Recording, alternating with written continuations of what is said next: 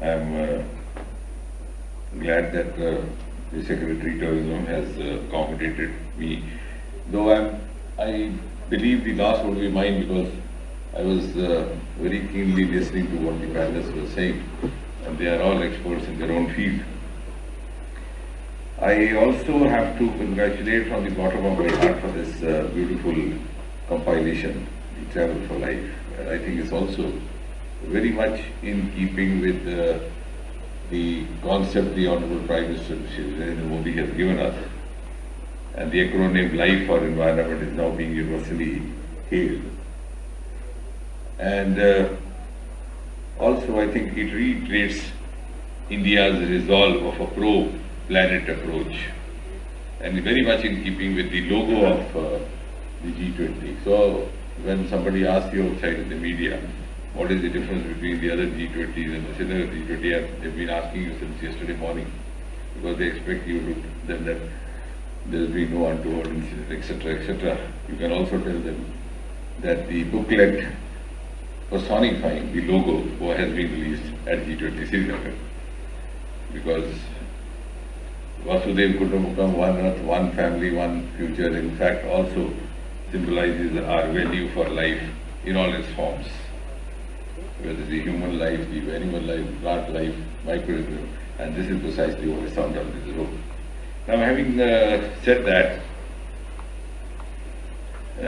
I was listening to the experts, and I believe, to an extent, agreeing with what Dr. Pava was saying, not entirely, because that would not include him also. I think the subject is too serious to be left only to the wildlife experts.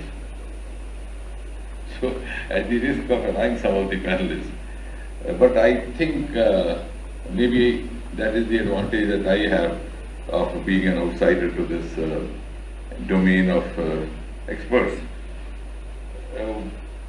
When we talk of eco-tourism, first, let's ask ourselves, why do we have to talk about it? If it is so natural, then why doesn't it come naturally to us? The point is that in India, in our traditional and also as a part of legacy, it was never a part of our culture in a manner it might have been in some other countries of the world. Also because eco-tourism was to an extent a luxury of the developed world. I couldn't have a safari and go around and do all those kind of things, which maybe some others could have been doing. So in a country where we were struggling for a two-time meal and leave aside wildlife, we're trying to preserve our own life, this was a far-fetched dream.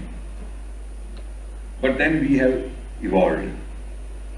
We have evolved over the last 75 years. So 75 years is a very small time span in the age of a nation, because the history of nations is written in centuries. 75 years does not even occupy the footnote of a chapter.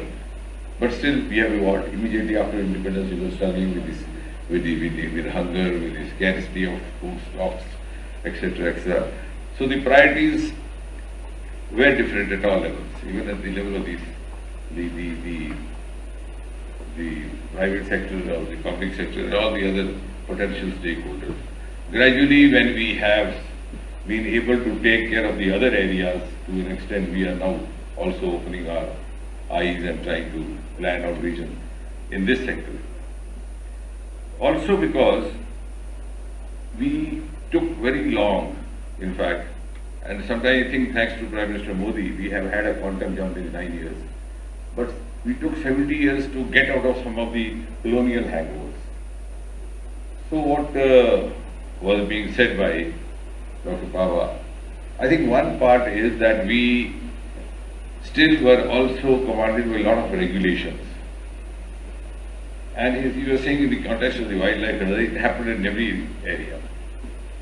Because we didn't realize, even at the midnight of independence, when we said that, look here now, ICS has turned IAS. But it was only half truth. In fact, the change had happened at the stroke of midnight itself. The collector of the British Times was no longer a collector, he was the District Development Commissioner. He was supposed to collect revenue for the empire and impose the writ of the empire. Now my district head was supposed to collect revenue for a welfare state and be a messenger between the masses and the government. But we treated him with the same privilege. I saw even here, I think, even Jammu and Kashmir, a lot of that hangover still persists compared to many other states I was witnessing over the last 2 days. So that gave rise to very slow process of deregulation. Do you know something? I mean, it sounds little kiddish saying so to an audience of forest experts. The Indian Forest Act was enacted by the British in 1919. 1919. No, 1919. I have the record. Because I got it amended exactly after 100 years and said in the parliament. 1919 and we carried on with the same act till 2019. It's only then we brought in an amendment and exempted homegrown bamboo. Because I put it across to the Honorable Prime Minister and also the other concerned.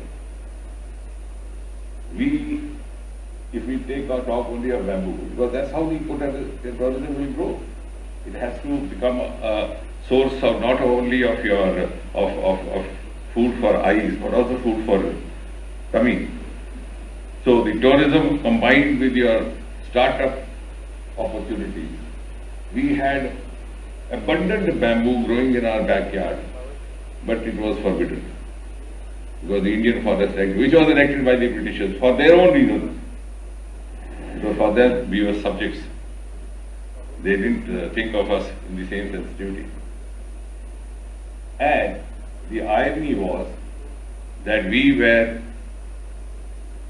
in every year in India we do a business of about 5,000 to 6,000 crore in agarbatti alone. So entire bamboo grown from here and agarbatti brought from China, Korea, Vietnam. Could there be a greater irony than this? And could there be a greater statement on our forests and forest regulations than this? Luckily, 4 years back, we got rid of that. So what I'm trying to say is, all these things coupled together, because this is a cumulative effect, a multifactorial effect of the issues that we are facing in various other areas, including in this one. And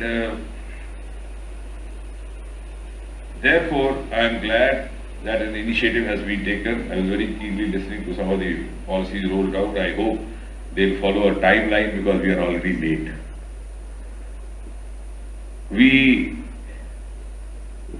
In the morning we were talking about the films, the film tourism. I believe, I hope somebody could have pointed to that. In our country there is not much of a culture to produce films of this theme. Neither on wildlife nor on children. We produce films only on young couples. And the story revolves around them. The mother, the father, the uncle, the mother-in-law, whatever. So the tragedy also adds there, the happiness also. As if there is no other age group living in this country. But this wildlife I'm talking about, because the children films and the wildlife films have a correlation. So this is an area where also, because we are sitting in a audience which is dedicated to all these. Then the technology. Now the technology has evolved to such an extent that we could actually make use of it for propagation of our wildlife sanctuaries, wildlife reserves, also educating people about it. In the olden times you had one picture in 20 years, you would have a movie called Hatari, which came in early 1960s and is being still talked about almost 70 years later. Because then they also realized that there were not many takers.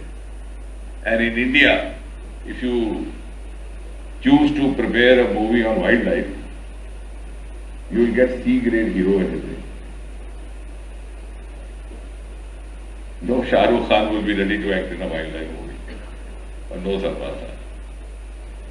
Because we have not been able to give esteem. So I think the first and very most is to give esteem to this area, which is a part not only of our life, as has been rightly mentioned in the booklet released by the Honorable Tourism Minister, but it's also part of our overall ecosystem. And I am also glad that in this initiative we are involving whole of government, which Honorable Minister has been talking about since yesterday. That is also one reason, because we were working in silos. We were preparing a rule which was being followed elsewhere. Now, for example, in the COVID times, I think that is one thing we could form ourselves, to do away with all the NOCs. And this government is very open. We have already done away with 2,000 rules. I'm also dealing with the Department of Solid Trading. And I was saying the other day, I said every government takes pride in saying, look here, in our times this happened, we brought in this law, we brought in this. Every minister, every officer after his term is over says, I said, we'll have the pride of saying, look here, we did away with 2,000. And they were so much loaded with the British colonialism. You'll be surprised that I tell you, one of the rules which we did away only about in the last session was that if your washroom is not properly washed or done up, the tenant can be sent to prison. There might have been a merit, because this was 200 years ago, because there you didn't have sanitary conditions, so the foul stink would disturb the entire office environment. But it is no relevance now, and nobody is following it also. In the COVID times, one of my students wanted to set up a small clinic, a young medico. I was taken aback. He came to me with 66 NOCs. The boy was so intelligent, he had put up a small solar plant of the clinic. And in spite of that, he was asked by the Ministry of Power, because the environment, I'm glad you were mentioning the environment also should be involved and sensitized. The Ministry of Environment said that you get a clearance from Power Ministry. This boy was at pains to explain, sir, I precisely put in a solar plant because this does not require power clearance, it's a clean energy. But he said, नहीं, ये तो सूची में लिखा है, तो मैंने tick mark करना है, बाकी आप जाओ. And I'm saying so because I've neither been a very professional wildlife, neither been a professional politician. So we have seen things happening and also gone through these things, being at the receiving end. When Mr. Parrikar became Chief Minister for the first time in Goa, since he also came from a technical background, he was very fond of me and my senior. So I asked him, sir, how does it feel like? He said, it is a strange dunya.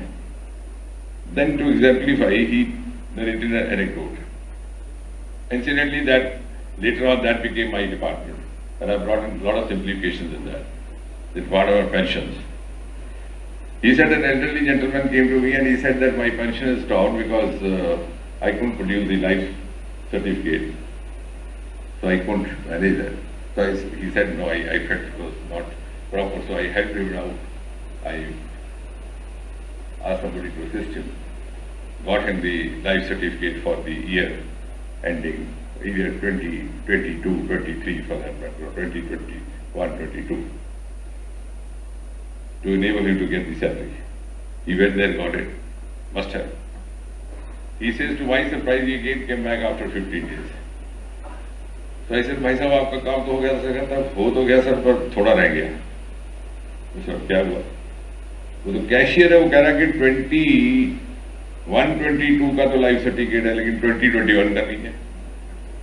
तो पिछले साल वाली मैं नहीं निकालूंगा. अब the point is, if we are not pragmatic enough to have the confidence to take decisions, I think this is something, because notwithstanding all the demerits of the colonial rule, these are some of the merits also we have to follow to be able to take decisions with integrity and on this spot. And I think these are some of the things, and this is what has happened when we work in silos. And I'm sure these new initiatives that are being rolled out will also follow certain timelines. And how to bring about awareness about all this. So I think we have a lot of social media tools. We have incidentally a crowd here which is also dealing with the information and films. We could make use of them. to propagate what it is all about. Because otherwise, if you start blindly, preaching about wildlife to children, the first deterrent will come from the parents. वो कहेंगे साहब आप क्या था आज सब आज wild life का लेक्चर किया करवाया किसने किया डॉक्टर पावर उन्हें कहा भाई बात सुन वो तो हो गए रिटायर और तेरी ये 12वीं जमात तूने आगे अपीयर होना है एंट्रेंस में तू कोई पढ़ाई लिखाई का काम कर ये छोड़ lecture attend so the first deterrent would come from there. That's why I always say when you have this, you have to have multi-age group awareness programs. All the children along with the parents, along with the teachers. So that the sensitization does not meet with desensitization from the unforeseen quarters. But I think the saving grace is that we are now having a milieu which is very encouraging. Prime Minister Modi is open to all the enabling measures, open to suggestions, and is also a great supporter of this PPP model that you were talking about. Otherwise, we would not have been able to open the doors of the space sector. For about 7 decades, you just read in the newspaper that there was some remote area called Srinagar, nobody knew where it was. Today we have 130 private startups working over there. And when we talk of Amrit Kal in the next 25 years, how are we going to add value to that? Unless each of the citizens is given an opportunity to contribute. And wildlife is going to be a huge, huge asset for us because many of our areas have remained unexplored. One of them is the Himalayas where we are sitting now. Another 3-4 states also lying in the belt of Himalayas, the Arunachal, Uttarakhand, Himachal. And the other is our oceans. We have 7,500 long kilometer coastal area, remain unexplored. I was telling the friends the other day from Australia, you have a continent, Australian continent, you have a country, you have an island, but your ocean is not known as Australian Ocean. My ocean known because my forefathers could see the wealth lying inside. And next 20, not even 25 years, if you are able to consider, we will be able to generate huge amount of wealth from these sources, wildlife resources, the Himalayan, the Roma, and the ocean resources to add value. Because what has happened is, unfortunately, when I was talking to the hangover, even when the startup concept came to India, we heard about it first time from the West and incidentally landed in Bangalore, which was an IT hub. So we got stuck. We thought startup means IT. It is not so. You could be a wildlife startup. You have agri startups in Kashmir Valley. You could be an ocean startup. So let's think of the startup avenues which are exclusively our domain, not available to other countries, because that is what is going to enrich our resources and enrich our future economy. Thank you very much. Thank you.